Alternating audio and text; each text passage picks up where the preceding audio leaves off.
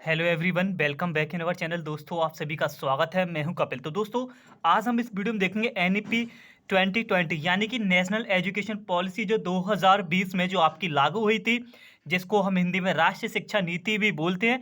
तो चलिए, कोई भी आपका टेट एग्जाम हो, टेट एग्जाम के अलावा कोई भी आपका कॉम्पिटेटिव एग्जाम, वहां पर अगर ये टॉपिक रहता है तो बिलीव करिए काफ़ी हेल्पफुल रहने वाला है आज का ये सेशन। तो चलिए देखते हैं मोस्टली क्या है। सीटेट में आपके एनईपी 2020, एनसीएफ 2015, इनसे रिलेटेड काफ़ी आपसे क्वेश्चन पूछे जा रहे हैं। तो चलिए आज हम इस वीडियो में बात करेंगे इसके बेसिक की, फिर नेक्स्ट वीडियो में आपको इसके ऑब्जेक्टिव क्वेश्चन भी आपको कराएंगे जो आपके प्रीवियस ईयर एग्जाम में कैसे पूछे जाते हैं और किस तरीके से पूछे जा सकते हैं। तो चलिए शुरू करते हैं अपना सेशन। दोस्तों, अगर आप चैनल पर न्यू हो तो प्लीज़ चैनल को सब्सक्राइब कर लीजिए। अगर आपको वीडियो पसंद आए तो प्लीज़ वीडियो को लाइक करिए, शेयर करिए, साथ साथ हमारे बेल आइकन को ऑन कर दीजिए जिससे कि आने वाली जो वीडियो का नोटिफिकेशन है आपके पास सबसे पहले पहुंच जाए। बेसिकली हम आपको मैथ की प्रिपरेशन कराते हैं, लेकिन जो भी शॉर्ट नोट है, इंपॉर्टेंट है, जो हमारे पास है कलेक्शन में, वो हम आपको प्रोवाइड ऐसे ही कराते रहेंगे। तो चलिए नाउ रीड करते हैं एनईपी 2020। अगर आपसे एनईपी 2020 की आपसे फुल फॉर्म आपसे पूछ लिए जाते हैं what is the full form of the NEP, तो आप बोलोगे नेशनल एजुकेशन पॉलिसी, जिसे हिंदी में हम राष्ट्रीय शिक्षा नीति भी बोलते हैं। ठीक है, नाउ मैंने पॉइंटों में इस नोट्स को यहाँ पे तैयार किया हुआ है, सारे आपके डाउट क्लियर होते चलेंगे। उम्मीद मैं आपसे ऐसे ही करूंगा। तो ना क्वेश्चन आपका है, राष्ट्रीय शिक्षा नीति 2020 को के कस्तूरी रंजन, ठीक है, के कस्तूरी रंजन जिनको हम बोलते हैं, जो अध्यक्ष रहे थे इस नीति के, आपसे यह भी क्वेश्चन आपसे पूछा जा सकता है, राष्ट्रीय शिक्षा नीति 2020 के जो अध्यक्ष थे वो कौन थे, तो वे तो ये के कस्तूरी रंजन समिति के द्वारा, ठीक है, इसको तैयार किया गया था। ठीक है, नाउ उम्मीद है यहां तक क्लियर होगा। नेक्स्ट, नई शिक्षा जो राष्ट्रीय नीति है, इसका मुख्य उद्देश्य भारत को वैश्विक स्तर पर शैक्षिक रूप से महान शक्ति बनाना तथा भारत में शिक्षा का भौमिकरण कर शिक्षा की गुणवत्ता और उच्च तक पहुंचाना, उच्च करना। ठीक है, जो भी हमारी एजुकेशन इंडिया में, उसको अच्छे लेवल तक पहुंचाना और महान शक्ति के रूप में भारत को दिखाना है। ठीक है, नेक्स्ट आगे बढ़ते हैं।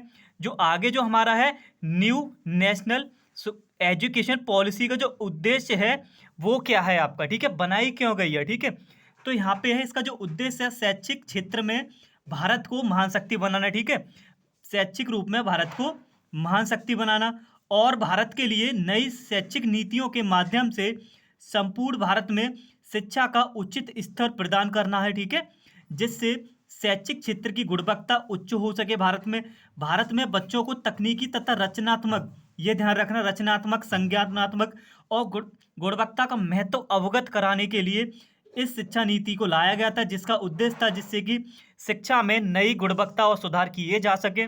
एनईपी 2020 का ये आपका यहाँ पे मोटिव था, शिक्षा में गुणवत्ता लाने के लिए यह केंद्र सरकार के तहत नई शिक्षा नीति को शुरू किया गया है। तो ये उद्देश्य थे, आपको यहाँ पे समझ आ गए होंगे। ठीक है, तो चलिए बढ़ते हैं आगे और कुछ मोस्ट और इम्पोर्टेंट टॉपिक की तरफ।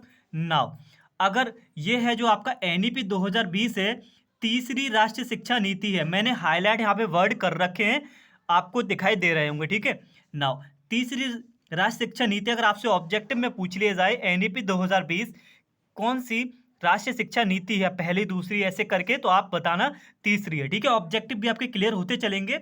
नेक्स्ट वीडियो में हम आपको ऑब्जेक्टिव कराएंगे। ठीक है, जो कि 34 वर्ष बाद लागू किया गया है, ये भी ऑब्जेक्टिव आपका बन सकता है। पहली राष्ट्रीय शिक्षा नीति 1968 में, दूसरी राष्ट्रीय शिक्षा नीति 1986 में, और दूसरी में ही संशोधन किया गया था, वो किया गया था आपका 1992 1992 में, और जो तीसरी जो अभी आई हुई है आपकी 2020 में, जैसे कि आप जिसको समझ रहे हो। ठीक है, नाउ आगे बढ़ते हैं।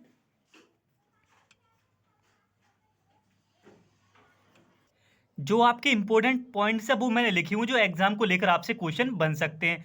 तो नई शिक्षा नीति 2020 में एमफिल को समाप्त कर दिया गया है। अगर आपसे पूछा जाए कौन सा पाठ्यक्रम है एनईपी 2020 में कैंसिल कर दिया दोस्तों, अब एनसीपी ने क्या किया, एनईपी ने एमफिल पाठ्यक्रम को समाप्त कर दिया है और पीएचडी करने के लिए 4 साल का स्नातक डिग्री होना आवश्यक है। ठीक है, नेक्स्ट, जीडीपी का 6% केंद्र सरकार द्वारा नई शिक्षा नीति 2020 में खर्च किया जाएगा। ये हुआ है, आपसे पूछा जा सकता है जीडीपी का कितना परसेंट शिक्षा के लिए दिया जाएगा, 6%। ठीक है, इस नीति में बहुशावाद को यानी कि मल्टी लैंग्वेज कोई भी सिफारिश की गई है, ठीक है। ये नहीं कि हर एक लैंग्वेज को आपको वहाँ प्रेफर करना है, अगर कोई भी बच्चा आता है उसको समझने की पूरी कोशिश की जानी चाहिए। नई शिक्षा नीति में मानव संसाधन विकास मंत्रालय को शिक्षा मंत्रालय का नाम दिया गया है, ठीक है। ये क्वेश्चन आपसे बन सकता है। ओके, नाउ आगे बढ़ते हैं।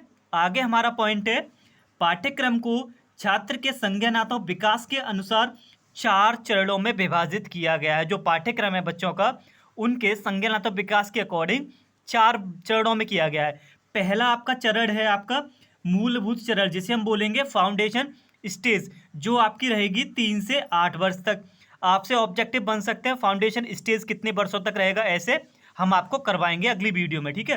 प्रारंभिक यानी कि पेरीपेट्रिक स्टेज यानी कि प्राइमरी भी हम बोल सकते हैं 8 से 11 वर्ष तक का है। मध्य चरण मिडल स्टेज जो आपकी रहेगी 11 से 14 वर्ष तक रहेगी।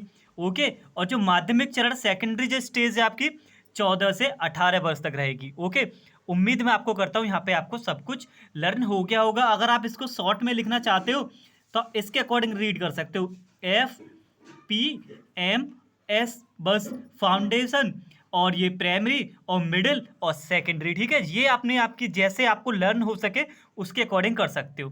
तो नेक्स्ट अगला पॉइंट आपका है नई शिक्षा नीति में 10+2 पैटर्न दिया गया है, यानी कि 5-3-3-4। अब इसको हम समझते हैं 5-3-3-4 है क्या।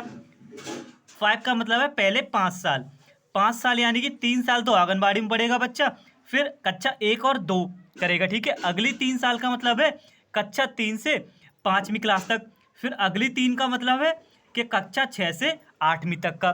बचे हुए आपके 4 साल यानी कि क्लास 9th 10th 11th और 12th। ओके, नाउ अब आगे बढ़ते हैं। उम्मीद करता हूँ आपको ये वीडियो ज़्यादा पसंद आ रही होगी और आपके लिए हेल्पफुल भी रहेगी आने वाले एग्जाम में। चाहे आप टेट की तैयारी कर रहे हो, CTET रीट कुछ भी हो, अदर किसी भी कॉम्पिटेटिव एग्जाम में NEP को लेकर अगर टॉपिक है तो बिलीव करिए बहुत अच्छा वीडियो आपके लिए रहने वाला है।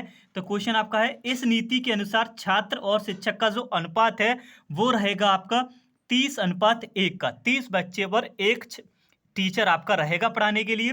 अगला है नई शिक्षा नीति के तहत छात्र तीनों स्ट्रीम में एक साथ पढ़ाई कर सकते हैं। इससे क्या होता था, जो आर्ट लेना चाहता है वो 12th में जाकर वो ले नहीं सकता था।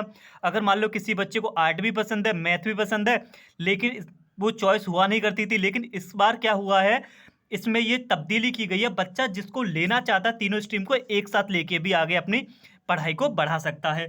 तो ये वो लाइन थी, तीनों स्ट्रीम साइंस कॉमर्स आर्ट तीनों के साथ वो पढ़ाई कर सकता है। छात्रों के आकलन के लिए राष्ट्रीय मूल्यांकन केंद्र बनाया गया है। एक छात्रों को जो आकलन करने के लिए एक केंद्र बनाया था जिसे हम बोलेंगे राष्ट्रीय मूल्यांकन केंद्र, जिसका नाम परख रखा गया है। जिसका नाम क्या रखा गया, परख। आपसे पूछा जा सकता है परख में जो P है वो क्या स्टैंड करता है, ठीक है। परख में जो P है वो आपका परफॉर्मेंस ऑफ राइट, जिसका उद्देश्य आपका क्या है, मानदंड मानक और दिशा निर्देश निर्धारित करना होता है, ठीक है। नेक्स्ट अगला पॉइंट हमारा है हायर एजुकेशन में NEP को लागू करने वाला पहला राज्य आपका उत्तराखंड बना है। ये क्वेश्चन आपसे पूछा जा सकता है। तो ये आज का हमारा टॉपिक था NEP 2020 को लेकर। एग्जाम में आपसे इन पॉइंटों से आपसे क्वेश्चन पूछे जा सकते हैं। अगली वीडियो में हम इनके ऑब्जेक्टिव को देखेंगे। तो ये हमारा आज थ्योरेटिकल थोड़ा सा बेसिक, बहुत ज़्यादा आपको समझ आया होगा। तो चलिए मिलते हैं अगली वीडियो में और नई कोई टॉपिक के साथ। तब तक के लिए धन्यवाद। Take care and wait for the next video.